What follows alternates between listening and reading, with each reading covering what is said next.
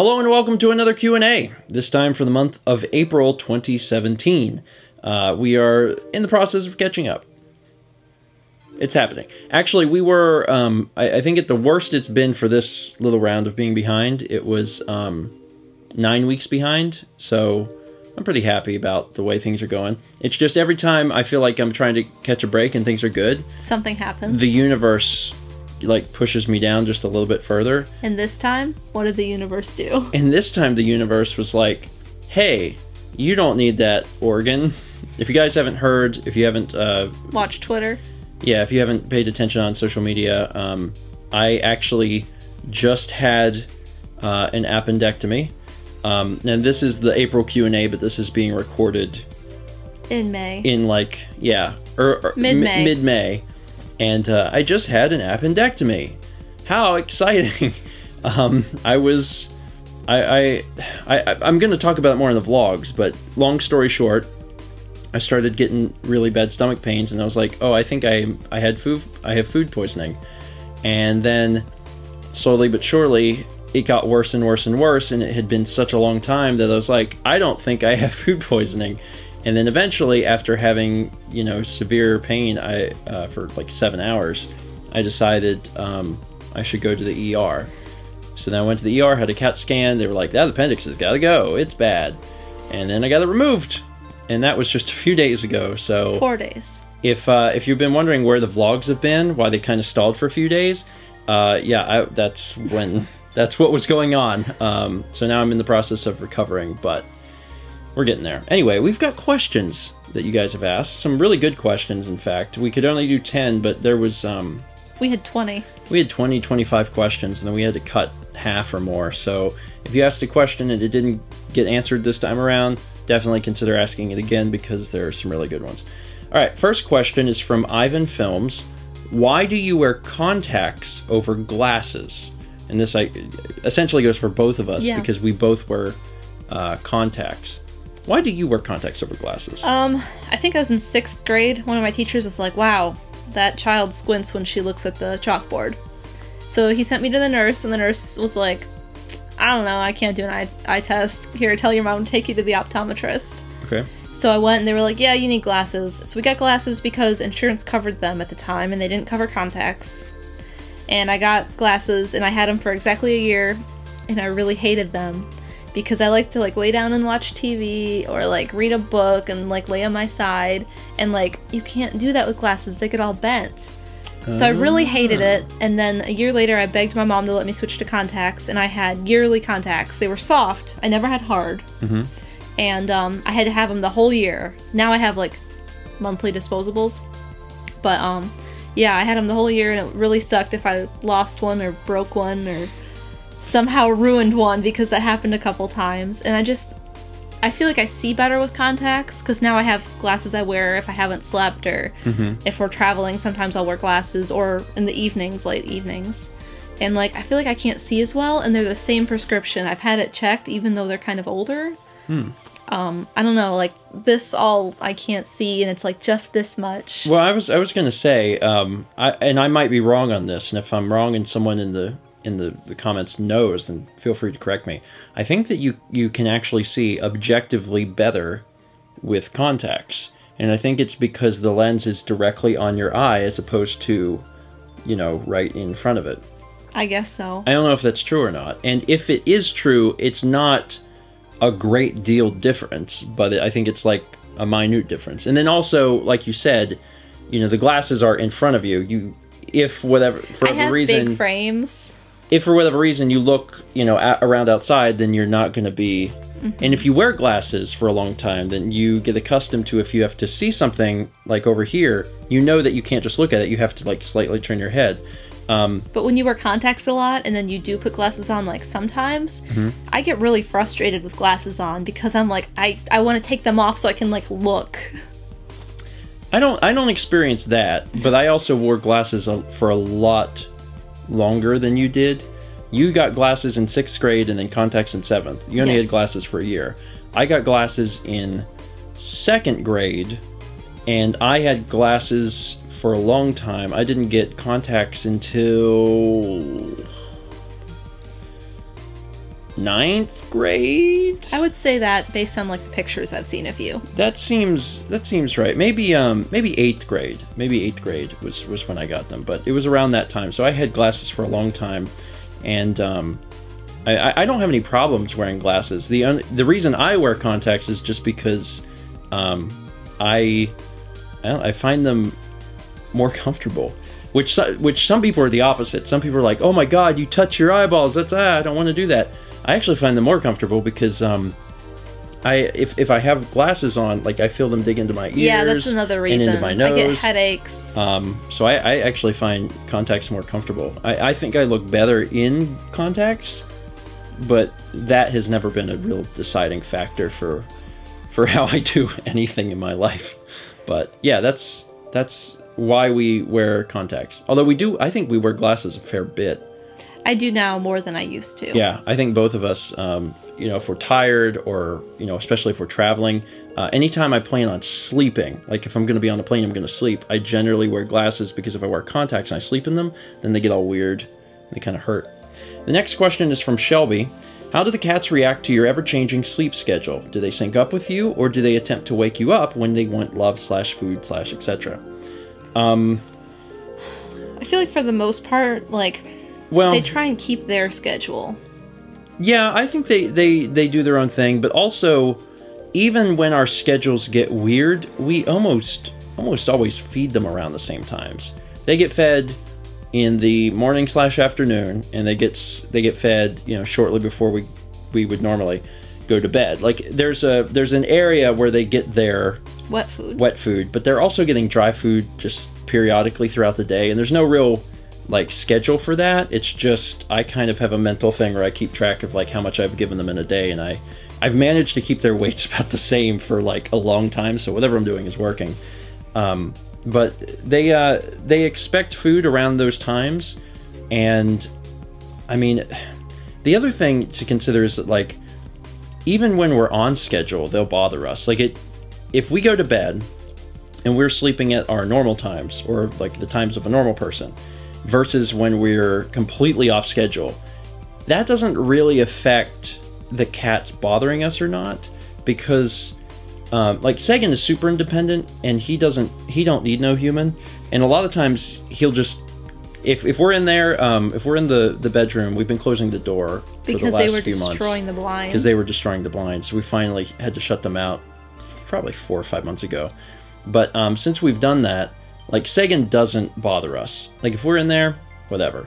But Kepler eventually will get to the point where he's like, you know, I need attention or whatever. So he'll just howl on the outside of the door.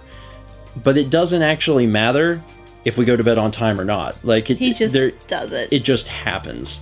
He has like this clock that ticks down like, oh, I need humans. Basically. And I mean, sometimes it doesn't happen, but it doesn't seem to be in line with any particular schedule. It's just sometimes it clicks in his head like person, need person, and then he'll go and just howl outside the door. And like if we're asleep, he doesn't do it as much, I think. But like a phone rings, or like we forgot to turn our phones on silent and we'll get like a text message, like those sorts of noises, then he'll be at the door instantly crying. Yeah.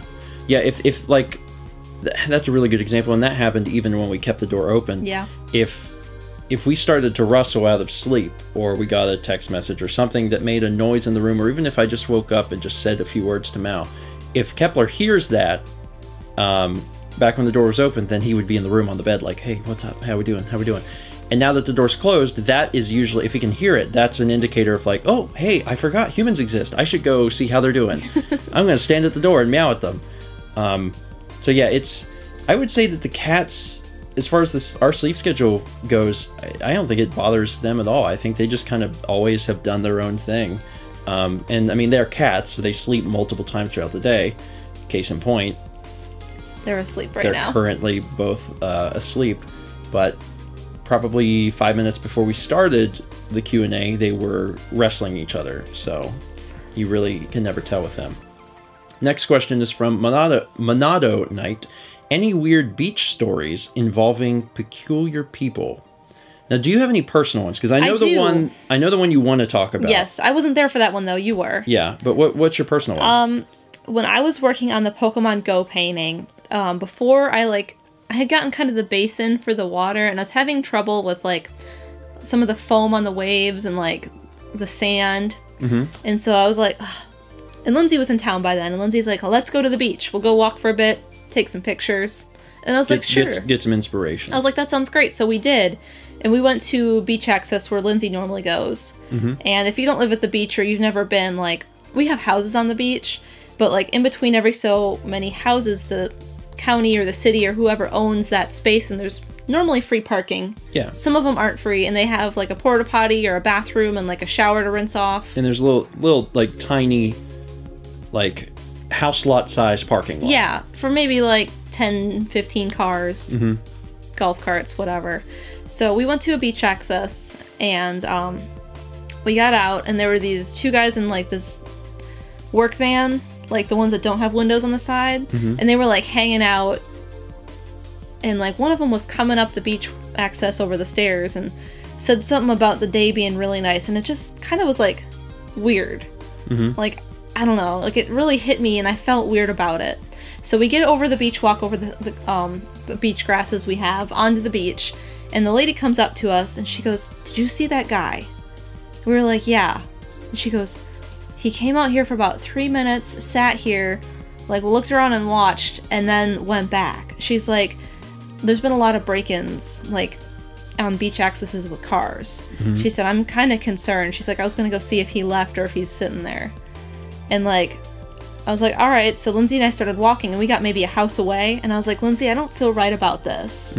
So we went back, and they were still hanging out in their van, and we got in Lindsay's car, and we went to a different beach access, like 10 blocks up. That's kind of a scary one. Yeah. There's the one that I have personally is not even like a story for me. It's just, I have a photo from when I was a kid. I'm standing on the beach with Austin, actually, and in the back there's a guy who is walking the beach in underwear, and I'll put the picture on screen so you guys can see that. But it's one of those pictures that, you know, it's a really great photo. It shows, you know, me as a kid on the beach, and shows Austin. There's a lot of pictures of me and Austin together as kids, and you know, whenever I had seen it, one of the times growing up, I guess I was in middle school or something, I saw it and I was like, wait, is that guy in the background walking with underwear? Like tighty whities. Yeah. Like... It was just such a bizarre thing. Doesn't he have like a Walkman? Maybe. I'm not sure now. I'm not looking at the photo in front of me, but yeah, it was definitely strange. You know what that reminds me of?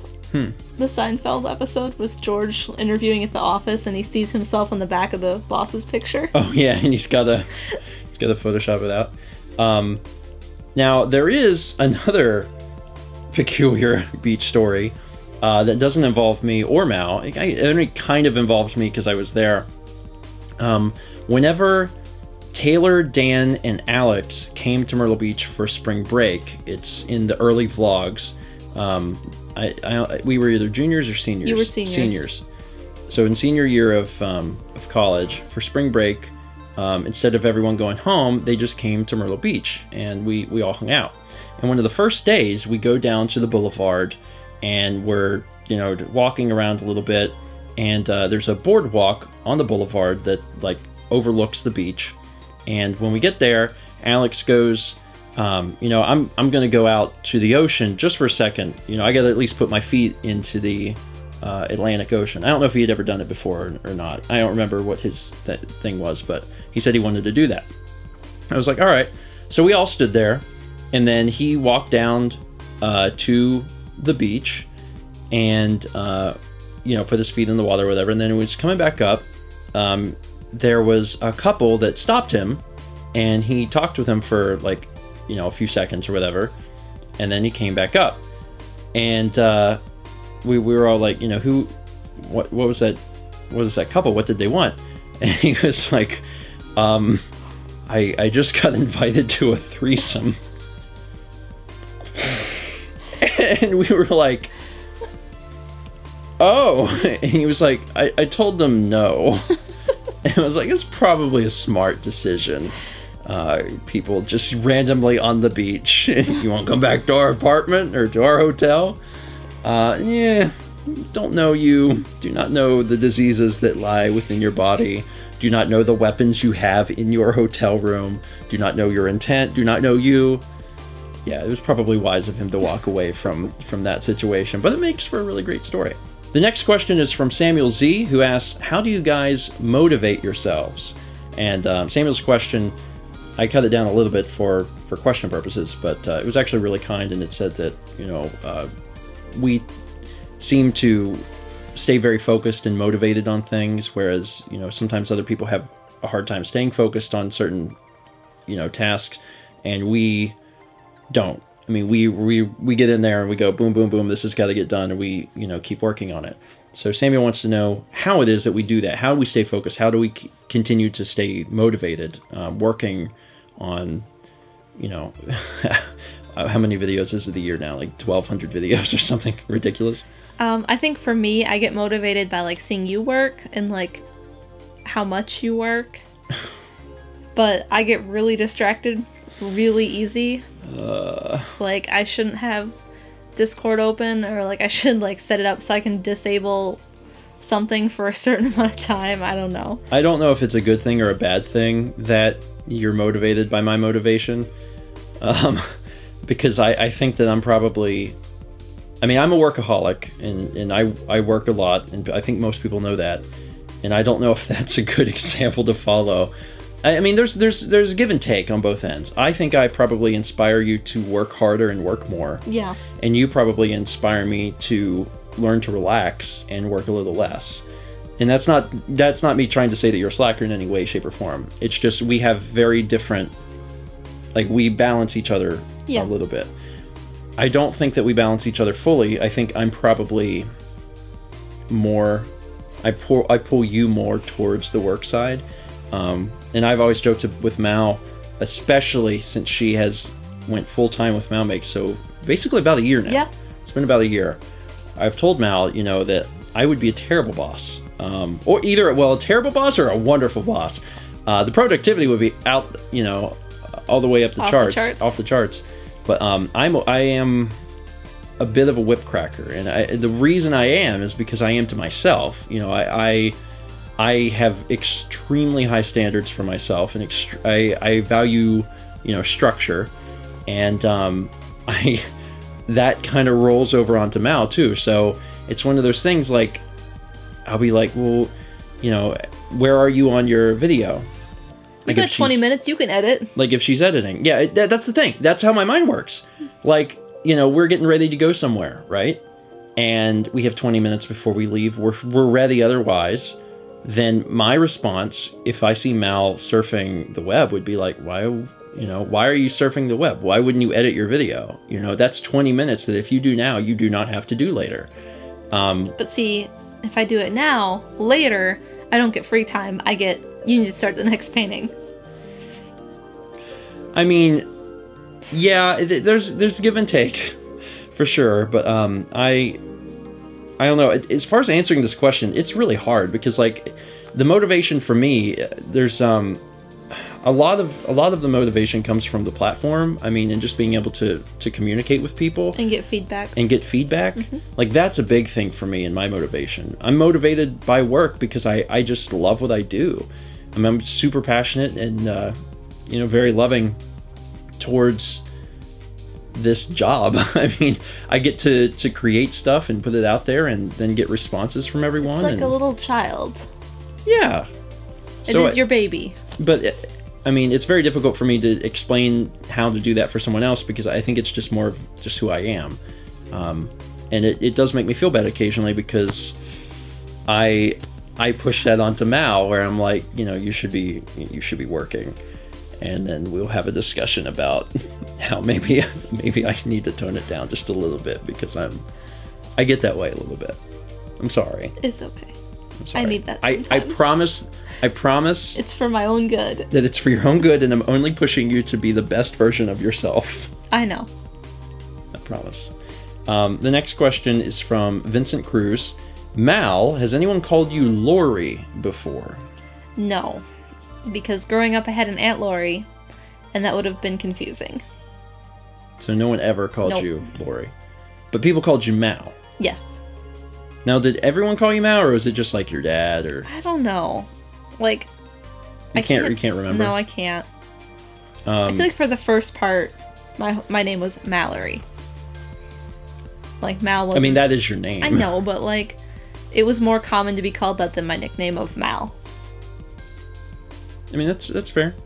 You know what I think of now when I see Lory, and it's kind of a ridiculous thing. I think of the dog that I named in Fallout.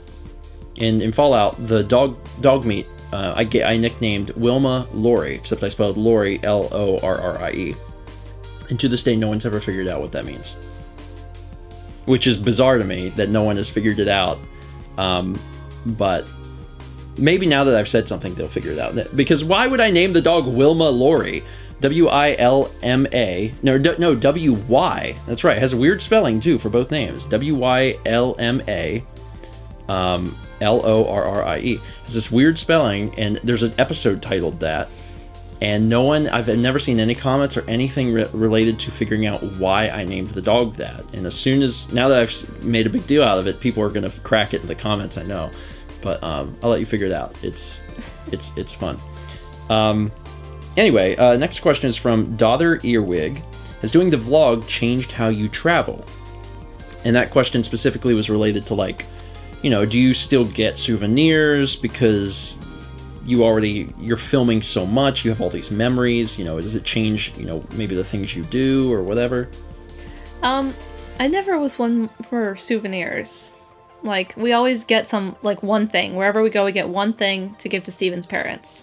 Yeah. It's kind of like we went here, thanks for taking care of the cats. And I started that tradition before the vlog ever existed. Yeah. I think... I'm trying to think exactly when I started it. You did something when you went to Seattle. Yeah. Did you get anything on your senior trip?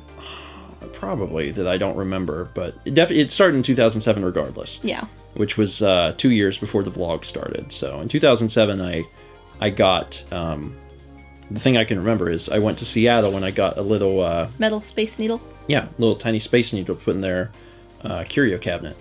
And then every time I went on a trip, that's kind of... what I got. And I'm also the same way. I'm not really one for souvenirs. I only get the little things from my parents. But as far as like how it's changed otherwise, I don't know if it really has. I mean, certainly there's an element of, and this is just the day-to-day, this is not just vacation, but there's an element of, I'm going to be filming everything. So when you're filming things, obviously you want to make life, if you can, more exciting. A lot of the vlogs that take place in the home are, similar because it is following our life. I'm not going to be like, today we're going to go laser tag because vlogs got to stay exciting. Well, no. I mean, it's going to follow our daily life. But when we're out on vacation, I do think about where we're going to be, what we're going to do. I try to even like edit things ahead of time in my head in terms of like what we're going to do. And if there's a special scenario where I can use like a GoPro or something like that.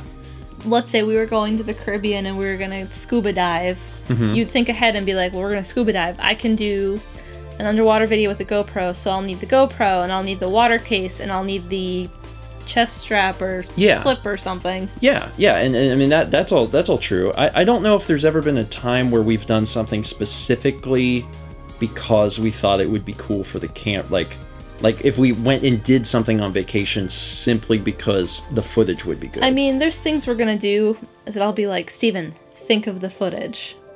Yeah. But, like, otherwise not really. But I don't think there's ever been anything that we did specifically because it was like, oh, we could film it and it'd be really cool. It might have influenced our decisions. Yeah. Like for example, one thing that comes to mind is, like, we drove across the country in 2014, which was such a cool experience. And I think we probably would have done that anyway, but it was also easier to decide to do that because it was like, well, it would be really cool vlogs. Yeah. There'd be these really cool vlogs for 2 to 3 weeks of us driving across the country and going to all these different states and cities, and, it was easier to justify. Yeah. So, I guess, hopefully that answers that question, or is at least interesting, because I don't think the travel itself has changed because of the vlog. But certainly we think about the things we may do and the filming and stuff like that. Alex Moschella asks, recording alone versus with friends. How is it different, and which is harder? So... It's a lot more laid back with friends because they're not used to sitting down in front of a microphone, playing a game, and talking and being interesting and I mean, it all depends. at the same time. I mean, some people are. It depends who it is. Yeah. I mean, if Josh Jepson is over, I think Josh Jepson's probably... That's different. That's different. I mean, from a technical standpoint, recording alone is easier by a long shot. Recording alone, you've got one mic, and you don't have to worry about the sounds coming on both mics. Because the way we record our stuff is, for example, when me and Mal record together, we each have our own mic. We sit as far apart from each other in the same room as we can. So like when we're doing Pikmin or Ocarina, we're like, I'm over here and Mal's over there, as far apart as we can get in the same room watching the TV, because when I'm talking, I want to come across on my mic and not Mal's. And, you know, if something exciting happens or whatever, we may get loud, and when we get loud, we're going to come across on each other's mics. So we're trying to alleviate that as much as possible. So from a technical standpoint, one person is super easy. Like when I do an episode of Fallout, like that's cake from the technical standpoint. But I mean, as far as like with friends, it's funny. You know, like we'll hop on Discord and use voice chat, and I mean that's a different thing entirely. Yeah. There's three scenarios here. There's recording alone, there's recording with more than one person in the same room, and then there's recording, you know, with someone online. And I would say that when you record with someone online, you don't have to worry about two mics in the same room, but we do, because Mal's in almost all those videos and the mics are in the same room. Yeah. So. Plus you have to figure out when you do that, like how to get your voice so we all can hear it over online, but also that your voice gets recorded, but like we also get to hear it. I will tell you now, the absolute best audio program that I have ever used for recording different things simultaneously, stuff like system audio, specific applications, specific inputs, and rerouting everything, is a Mac OS application called Audio Hijack. They used to be called Audio Hijack Pro, but I think they dropped the Pro. It's just Audio Hijack now. There is not, from what I have found, a comparable Windows program to this. Because I've looked for all sorts of different things for Windows when we were doing live streaming, and there's nothing that I have found that matches how absurdly easy it is to use and how stupid powerful this program is. Audio Hijack is amazing. It is, I think it's probably a trial, and you should try it out to see if it meets your needs, but if it does, it's like $100, and it's like the best $100 you'll ever spend if you're trying to do that sort of thing. And it's pretty easy. It's like, I want the audio from this application running it's GTA, and I want this from Discord, and then this from the Focusrite. You set up, it's a block system, so you put in like your inputs, and then you connect it with a wire to where you want it to go. So like I have the inputs going to recorders, and they're all separate recorders, and they're all named. So I hit record, and I'm recording my mic. I'm recording the game audio from Windows, even though I'm on Mac. I'm recording it from Windows. And I'm recording just Discord, which is where my friends are chatting. So I got all three of those. They're all perfectly synced, and they're all named, and they're all, you know, high fidelity, whatever. And it's really great. And you can set the output too. So I can say, well, I want to hear the game audio, because I'm currently, I have the headset hooked up to the Mac, so I want to hear that game audio, which is coming out of Windows, and I can do that. I can be like, I want to make sure I hear Discord and the game audio. Boom. Discord is too loud? All right, well then I'll throw in a volume slider into this chain and then lower it a little bit. And it's after the recorder, so the recorder's recording the same volume. It's just when before it gets to my ears, I bring it down. I love it. I love it. I have rarely been as happy with an application as I have Audio Hijack. And I actually used to record things a little differently for online stuff, and I started to rely more and more on that program, and it's really great. That's not how I record all of our stuff. I use GarageBand actually for everything we do locally, but online, Audio Hijack is phenomenal. Anyway, next question's from eXaiix. It seems pretty good. eXaiix. I guess. In college, how did you split the bills, groceries, gas, etc., with your roommates? How did you? We all bought our own things, and that was that. And that's kind of how I thought you may have done it. If we had something like, let's say it was Valentine's Day and someone went and bought a bag of candy and like, I don't need to eat all this candy. We kind of like had a spot on the counter that was like, here, everyone can eat this. Or we'd leave each other notes that's like, hey, this is for everyone. The only thing we really had to split was like getting toilet paper. Yeah. Because like we had a bathroom and it was shared with the 4 of us girls, so that was only for a year for me that I had to deal with that. So it was kind of like, oh, you know, so and so bought it last month, you know, Mallory, it's your turn. I'd be like, all right, so you'd go buy a bag and that'd be it. To be honest, at this point, I don't remember what it was like for me in freshman and sophomore year, because that was before we lived in the apartment dorm. The apartment dorm. I assume that before that, if we needed toilet paper, that we took turns. That's my guess, because that's the only possible thing I can think of that you need for the dorm that everyone uses. Yeah. But in junior and senior year, me, Dan, Taylor, and Alex all roomed together, and if you've watched old vlogs, then you've probably seen them. And we went shopping together, and we ate dinner together.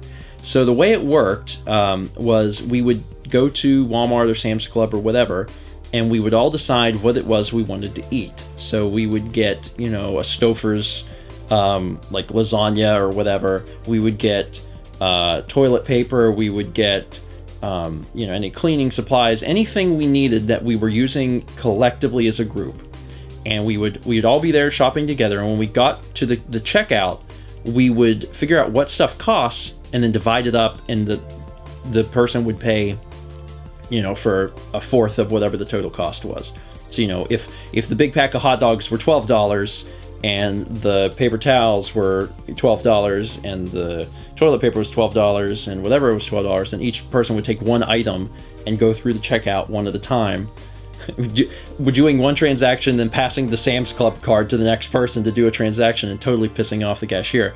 And that's how we would do it. And then we would go over to Walmart and it'd be the same thing. Now, if they do have software, like applications on your phone now to do that, where you can keep track of like what was bought and like who owes you. 10 years too late. Yeah. So whenever we would go to, you know, a different store, and like if someone wanted soda, if someone wanted chips, like obviously that stuff is for them. We didn't split that up. But anything that was going to be for everyone, we split up. No one ever contributed to gas. And that was just, that was something that I didn't care about, to be honest. That's something I've never cared about. In my opinion, and this is personal philosophy, if I'm going to go do something and I am doing it regardless of whether you come with me, you do not owe me any money for gas. That's me.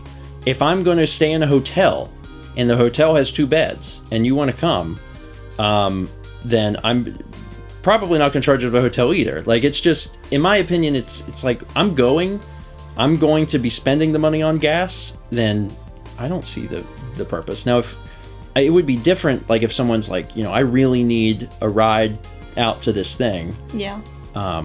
I mean, or like with PAX, because we are getting like the 2 rooms and like it does need to be split up. But... yeah, that's a different scenario. But the reason I use the hotel example is like, when Lindsay was in town last spring break, we went up to Raleigh. Yeah.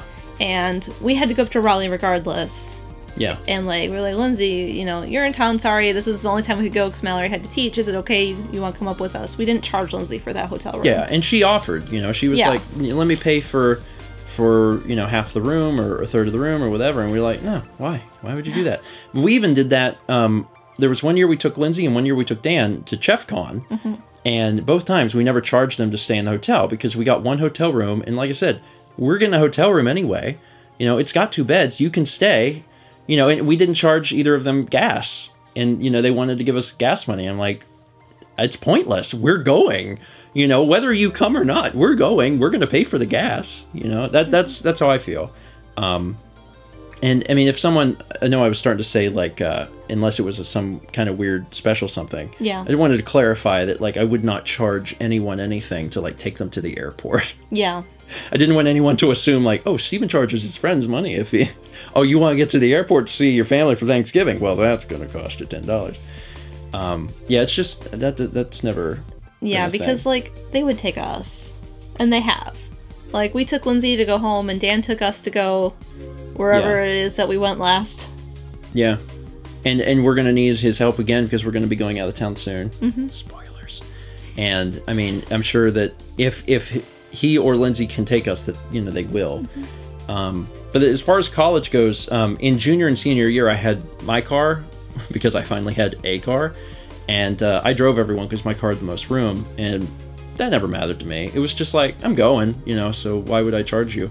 And before that, we always rode around with Alex, and I had tried to give Alex gas money early on in freshman year, and he was like, no, And I'm assuming he probably had the same philosophy as I did. Like, if I'm going, then what the heck? But also, if I needed a ride, he would have given me a ride anywhere. So, yeah, hopefully that explains all that. I've been with people who have gotten upset. Like if people are traveling in a group and no one offers to chip in for gas, and like I get that. I don't think that you're out of line for expecting someone to offer. And I feel like if you're getting a ride with a group to like go to, let's say you're all going to, Disney World or something, like you should chip in for gas. If it's like a group thing, then you should, at the very least, you should offer. But personally, I'm really indifferent to the whole thing. Anyway, we talked about gas for way too long. The next question is from Sazafrass. If you had faster upload speeds, how would it affect scheduling and or outputting content? It would affect Malmix. It would? It would help. Yeah, it would help. I mean, there's been plenty of times where, Mal's videos take forever. Hours. Hours and hours and hours to upload. And that would affect things. Yeah. What the biggest change, and honestly, this is less outputting content and more just content in general. If we had a faster upload speed, I think all of the vlogs would be in 4K. I really don't have an issue anymore storing stuff. Like, the videos are big, but storage is cheap enough that I'm not concerned about that now. It's just a matter of getting it online. It's so long. And you've been trying to put stuff on the cloud because you have cloud space, and you've been trying to back everything up. Yep. And I've done so good, but I still have such a long way to go. And it's a situation of, like, our upload speed is 5 megabits per second, and we need something much faster. Like 10, is a good start, but we need 30, man. Like, we need, like, what is that, 6 times the speed. And if we had that, then I would not feel, bad about releasing all the vlogs in 4K, because they're all shot in 4K. I didn't know if everyone watching knew that. Every vlog is shot in 4K. It's just released in 1080, just because of size issues. It's really hard to upload when the vlogs are gigantic. But I wouldn't be opposed to that. We only have 2 choices for an ISP here, and both of them are. And of the 2 choices, we have the best choice. Yeah. Because it's the same speeds, but it's a local ISP instead of slightly cheaper. Time Warner, and it's slightly cheaper.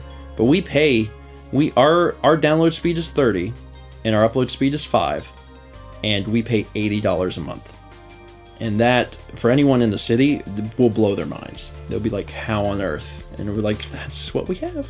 And there's nothing... Didn't Alex and Haley have some crazy something in LA? Oh yeah, they had like 300, 100 or something ridiculous like that, so... I mean, if we lived in the city... if we lived in the city, we would do 4K vlogs. Simple as that, but we don't. And finally, the last question is from everyone.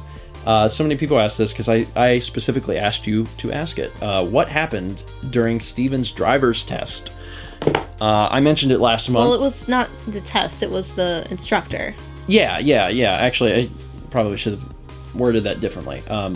It was the instructor. The behind the wheel practice. I'll back up a little bit quick.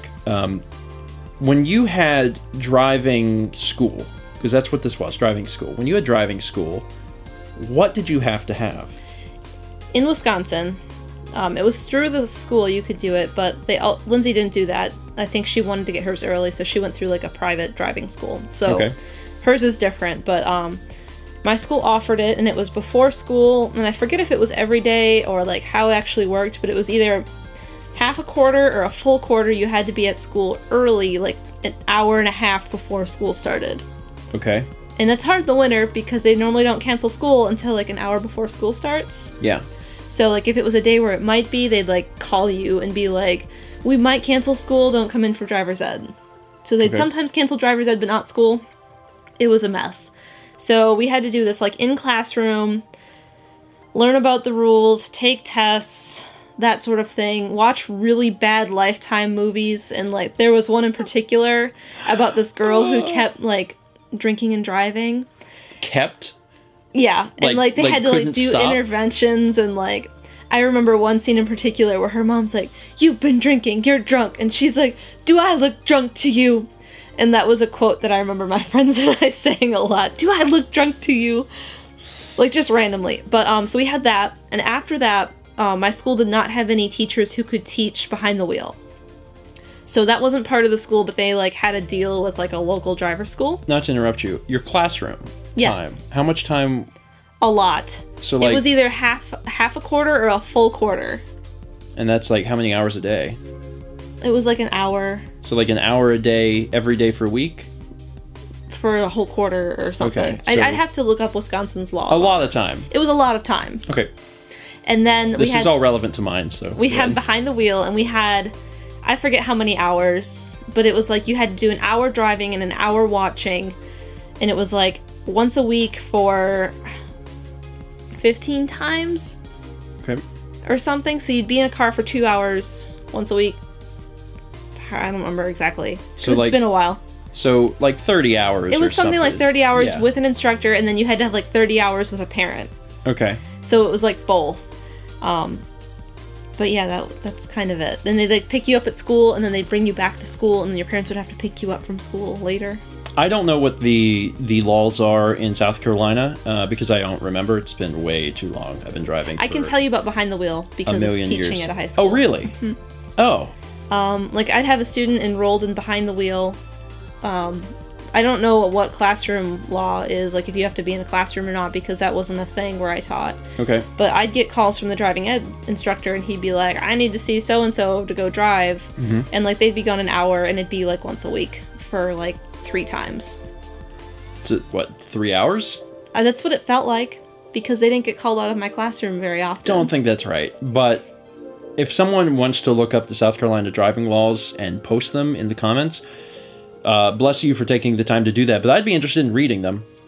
I just know that the way we did it was different. If you went to public school, which I did not, if you went to public school when you were at high school, they had a more normal driving program where it sounds like it was like yours, where you had to go to class, and you had class for an entire semester, and it was, you know, who knows, 50 classroom hours type thing, right? And then when you got behind the wheel, it was the same thing. It was a lot of classroom hours. But I went to a private high school, and they hired their own thing, their own driving school. And this guy, he was an interesting fellow. We had kind of like a crash course, no pun intended, of in-classroom time. And I remember it was 7 hours total. It was 4 hours one day and 3 hours the next. And it was during school. It was like they canceled the rest of your classes? They canceled classes for 2 days. It was like, you're not going to have English and math today, and you're not going to have whatever tomorrow, and you're just going to go to driver's ed. And we're like, oh, okay. So this driving school, the in-classroom part of it was not... We didn't learn anything. Like, it was... Like, I'm trying to remember back, and it was... I remember watching... Was it like, this is a stop sign? Yeah, it was really basic stuff. And furthermore, we watched we watched 1 or 2 terrible movies. And, I mean, 4 hours one day, 3 hours the next. That was it. And that was like, now you know how to drive. And after that is where the story takes a really interesting, bizarre, strange turn. Can I interrupt for a second? Yes. I remember one of the things in my classroom, like, we had a workbook, like a mini textbook, but paper, you know? Mm-hmm. And at the very end, it was talking about Wisconsin laws that you needed to know as a driver. Yeah. And one of them was, what happens if you hit a deer? What's the law on who gets to keep the meats, the venison? Oh, Wisconsin. And it was like, if you hit a deer, you are entitled to first dibs on the venison. But if you do not want the venison, the next motorist on the scene has claim to it. I mean, to be fair, there's probably a law like that in South Carolina too. I just remember learning specifically that law, and like we all thought it was funny. It is funny. So whenever it came time to do the behind the wheel portion, that wasn't done on school time. That had to be done on like the weekend with this guy. By the way, this guy, it was just one guy. This driving school was his driving school. It was just him. And it was the one guy. It wasn't a corporation. It wasn't like a chain. It wasn't a thing. It was just this one guy decided, I think I'll teach young children how to... Do you think he had like a business license, or just this guy who rigged up his car to have the pedals on the both sides? Who knows? One of the brilliant, wonderful things about attending a non-public high school is that there's very few rules about things like that. I have other stories I could tell about that, and I don't want to say I had a bad education. I feel like I had a good education. South Carolina is known for bad education, and I feel like in the midst of that, I actually had a fairly good education. That said, there were times where questionable decisions were made on parts of the administration regarding school, and I was like, what is going on? Like the time that our chemistry teacher was actually just a optometrist that worked at Walmart. And she became our new chemistry teacher, or something, some kind of science teacher, and we were really curious about her credentials, and we learned that she was an optometrist that worked at Walmart. And we're like, what the heck? So that's a bad example of education, but a lot of the other stuff I felt was really strong. So the weekend after I had the in-class training stuff, I guess it was probably, you know, Saturday or whatever, the guy comes to pick me up at my house. Is that normal? I never got picked up at my house. I just got picked up at school. Oh, well, we're off to a good start. So the guy comes to pick me up at my house. He wasn't driving. It was a student driver. And it was a student driver, and he was in the passenger seat. And there was another student in the back seat. And they pulled up, and they're like, get in. So then I get into the back of this car with a student behind the wheel, which might be illegal. I don't know. Is it? Is that okay? That's okay. All right, just checking. Because we had to do an hour watching in the car while the other person drove, and then we'd trade. Okay, so at least we're still on legal footing right now. It'll change. So the student driver's in the front seat driving, and the tutor, educator, whatever guy is in the passenger seat, and me and another guy in the back. And we had to go from my house and take the guy who was driving and the other kid back home. And they live in Carolina Forest, which is like 30 minutes away. So I'm just sitting in the back seat of the car, and we drive all the way back down to Carolina Forest. And the guy was not a very good driver, but whatever. He was trying. He was being educated, hopefully. He gets back to his house. He gets out. The other kid lived nearby. And then I moved up into the driver's seat, and it was my turn to drive. So we are down in Myrtle Beach. We're pretty far away from the north end, which is where I live. And the guy starts having me drive around a little bit, and he goes, oh, man, I got to use the bathroom. And I was like, okay. Do you want me to stop it? Nope. I can only use the bathroom at home. And I was like, okay, all right. Sure. Where do you live? And he was like, oh, I live up on the north end. And I'm like, where we just came from? And he's like, just get on the bypass, and we'll head up to the north end so I can use the bathroom. I can only go in my own home. And I was like, all right. So I get on the bypass, and from there to the north end is like 20-25 minutes. And I was driving. He goes, you're really good. He goes, you're really good. He said, he said, you've been practicing. I can see that. Actually, I'm real tired. I think I'm going to take a nap. So he does. He takes his chair and he leans it back and he goes to sleep while I drive. I don't know where I'm going. I know how to get to the north end on the bypass, but I don't know where he lives. So I'm just driving, and I'm like, this dude's really asleep. Holy crap. So I get all the way up to the north end, and I'm getting off the bypass, and I gotta wake him up. I'm like, hey, dude, where do you live? I don't know where you live.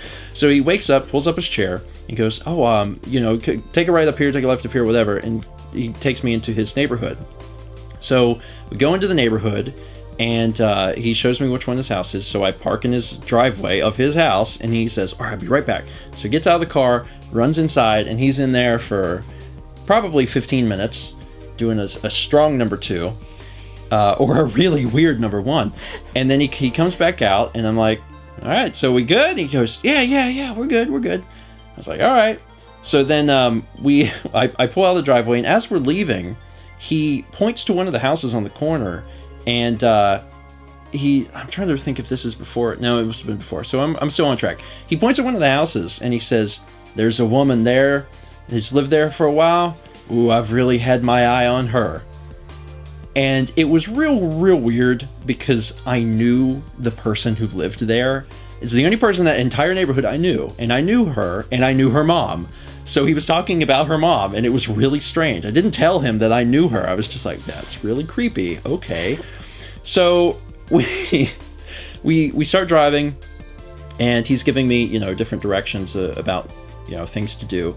And he says, why don't we drive down to where the beach is? And I go, okay, sure. So we drive down close to the water where the beach is. And he goes, you know what? It's a beautiful day. Why don't we stop at one of the beach access and take a walk? And I'm thinking, huh, driver's ed, where you learn to walk. What a novel idea. So we go to one of the beach access, and I pull in and I park, and he goes, yeah, let's get out and walk around a little bit. And I'm like, there's a weird feeling where I'm like, the guy is non-threatening. I mean, really non-threatening. Like, I didn't feel like he was going to try and suddenly overtake me. Seduce me, maybe, but not overtake me. So I kept thinking, well, you know, if this guy tries anything, if he's as weird as he seems, at least I can take him. So we get out of the car, and we go down beach access. We start walking the beach. He starts telling me about his family, and he starts telling me about his mail-order wife. And I'm like, I don't know you, dude. You're like this 15-year-old kid. I'm a 15-year-old kid, and we're just walking the beach together, and he's like picking up stones and skipping them into the ocean, telling me about his mail-order wife and how his mom did this or whatever, and like his uncle, and I'm just like, what? And then he's asking me about my family, and I'm like, I have a family. Please stay away from them. So we walked the beach for a little bit, and he's like, oh, that was really great. Well, let's get back to it. So we walk back, get into the car, leave beach access, and we're driving down the boulevard, and he goes, isn't there a place around here? Do you know what the street is where you can throw the beads at the girls and they'll lift up their shirts?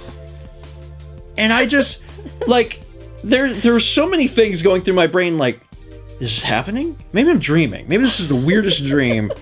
No, I'm alive. So I just look at him and I'm like, no, I'm not familiar about that. And I'm thinking, is he thinking of like New Orleans? Like, does he not know where he lives? He goes, no, there's a street around here where you can throw beads at the girls and they'll lift up their shirts. But I don't. Do they just hang out there all the time? Yeah, I know, right? Like 24/7. There's just someone with a sign. We'll show boobs for beads. So I'm like, yeah, I don't know about that, man. And he's like, that would be a fun time. And I'm like, you are so creepy. Oh my God. So finally, our time together, unfortunately, comes to an end. And I drive back to my house, and he says goodbye. And he says, see me, I guess, the next day. So I guess it was Sunday. So he comes back the next day. And on the next day, I have to finish up the driver portion. I've only been with this guy for like 2 to 3 hours tops that first day. So that's all I've had. So the second day, and also of that 2 to 3 hours, some of that was walking the beach. So I don't know if that counts towards my education, but whatever. So the second day he comes and he picks me up. I get in the car and I start driving. I haven't gotten too far, and he goes, man, I'm hungry. I go, yeah. He says, have you had lunch yet? And I was like, well, I guess I had a little something, but, I guess I could eat. He goes, how about Wendy's? I love Wendy's. And I'm like, okay, so you want to go to Wendy's? He's like, yeah, let's go to Wendy's. So I was assuming that maybe it would be maybe a little lesson about how when you're driving, you can go through drive-thrus. And no, park. We're going in. So I parked the car, we go in, I order like a burger and some fries, he orders a strangely large amount of food. This guy wasn't like a big guy, like he was probably more my size, not like super tall, but like a thinner guy, but he ordered all this food. We sit down, and he just starts talking. He starts telling me about his family, more about his mail order wife, and all this other stuff, and I'm just sitting there, you know, eating this burger thinking like, I'm not driving. That's what... Like, my parents are paying for this, and I'm eating here. What is going on? So, we were in there for a long time. We were in there for probably, like, 45 minutes. Like, an abnormally long amount of time for a Wendy's visit. And then, we got back into the car and started driving. We didn't drive much after that, like, 40 minutes at most, like, an hour. And then I went back home, and he was like, all right, that's it. And then I got my little certificate that I give to the DMV or whatever to show that I did it. And it felt like I had, you know, just went online and gotten a certificate to become a doctor type thing, you know? Like, I was like, I didn't do anything. Now, fortunately, I had a lot of experience driving because I drove my parents everywhere after I got my permit. So I had a ton of driving experience, but it sure as heck wasn't with this guy. That's my driver's ed story. Can I tell you my behind the wheel drive-through? Yeah. So, I had the same guy through all of my things, but it was like an actual, like, company. Mm-hmm. They had, like, multiple cars and drivers and whatever. And I got assigned to this guy that I heard was, like, a real jerk. Like, he was just no fun and, like, turn here. Yeah. Turn here. Stop. Practice parallel. Like, everyone was like, oh, he's awful. It's gonna really suck. Mm-hmm. And then, I think the first time I got in the car with him with this other girl, and she'd already been driving a little bit, and she was known for being quite outspoken, and she wasn't like a friend of mine, but she wasn't someone that she was just kind of an acquaintance I knew of. Yeah. She was just totally having fun, like not like driving on over the road, but she'd be like, hey, let's go through drive-through. We need to go through a drive-through. And he's like, no. And she's like, it would be good practice. Let's go through a drive-through. Have you ever been to Culver's? And he's like, I've never been to Culver's. She's like, we gotta go to Culver's. And she kept, like, ribbing on him the whole time. And, like, I think that started it for me, because then, like, every time I drove with him, I'd just, like, pick at him, like, come on, let's go drive, like, towards the mall and not, like, here all the time. Because we were driving, like, over where school was. Mm-hmm. And I'd be like, it's good practice, like, getting over there where the traffic is. And he's like, no, we're not going there. And then, every single time I drove, we'd go back to where the business was and park, and he'd have to run in, because this is, like, before cell phones were really big, and he'd have to check to see who was next on his list and if they canceled or whatever. Mm-hmm. So we'd go and we'd park, we'd stay in the car, he'd run in, and, like, he had it on, like, solid gold oldies, and we'd change the station every single time, and he'd come back and, like, we'd pray he wouldn't notice, but he noticed every time. Yeah, your driver's experience was a little different than mine. Yeah. A little bit. Mine was very official.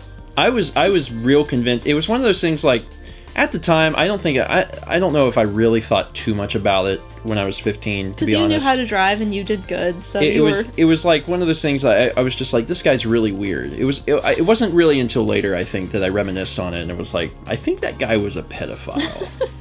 You know, I think that he used that to, I don't know, target children. And I don't know that for sure. And, you know, I feel kind of bad accusing him, because maybe the guy was just really weird. But, like, that sort of stuff, that story, like, everything in that story is true. And that sort of stuff is really weird and really not okay. Like, I don't know why he thought that was okay. Anyway, parents, if you're watching, pick a reputable school. I don't blame my parents for that. They just went through what the school was using. That's what I blame the used. school. Mm-hmm. The reason the school used him is because it was like some guy they knew. Yeah, some guy indeed. Anyway, so that's the story. I know that was really long, but hopefully you guys got a chuckle out of that. As always, if you have questions to ask us, ask them in the comments below. We'll be answering them next month. Next month being whenever the April vlogs are all over. And we are, it's going to be revealed in a vlog pretty soon, but I just wanted it to be out there. We're actually going on a trip. We are leaving, from the time that this is released, we are leaving this Saturday, so we're actually going to be gone. That's why I've been so crazy in terms of trying to get stuff done. And then you had emergency surgery. Well, that's what I mean. Like, I was already stressed out because I had a bunch of stuff that I had to complete, and then suddenly it's like, oh, that organ needs to be removed. That's really stressful. So that's why I've come home, and people are like, you should relax. And I'm like, no, actually, I'm going away for like 10 days, and I got to get a lot of stuff done. So we're going to Arizona/Utah. We're going to see a lot of national parks, Grand Canyon, finally. As long as it doesn't pour again. And this is actually part of a family vacation. We're going with Mal's dad's side of the family, so it's going to be a big family thing, and that's why we are suddenly out of nowhere going to like the Grand Canyon. It's something that's been planned for a while that we're invited to, so that's why we're going. So you hear all this in a vlog soon, but I know not everyone watches the Q&As, so I figured that you guys just get early information for tuning into a video that is clearly very long. Alright, so that's it. Thanks for watching. Ask questions for next month, and see you then.